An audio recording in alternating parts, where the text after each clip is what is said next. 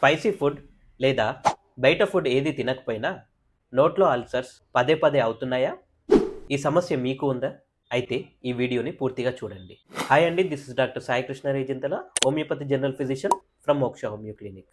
నోట్లో అల్సర్స్ పదే పదే అవ్వడానికి major reason vitamin B12 deficiency. ఇండియాలో B12 డెఫిషియన్సీ చాలా కామన్గా మారింది, ముఖ్యంగా వెజిటేరియన్స్లో.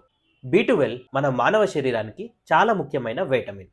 ఇది DNA ఫార్మేషన్లో, రక్త కణాలు, ముఖ్యంగా ఎర్ర రక్త కణాల తయారీలో, అలాగే నాడీ వ్యవస్థని సరిగా ఉంచడానికి సహాయపడుతుంది.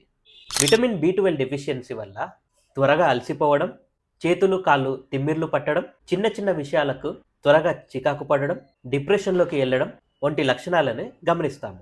B12 డెఫిషియన్సీ నుంచి బయటపడాలనుకునే వాళ్ళు విటమిన్ B12 రిచ్ ఫుడ్ని తీసుకోవడం చాలా మంచిది.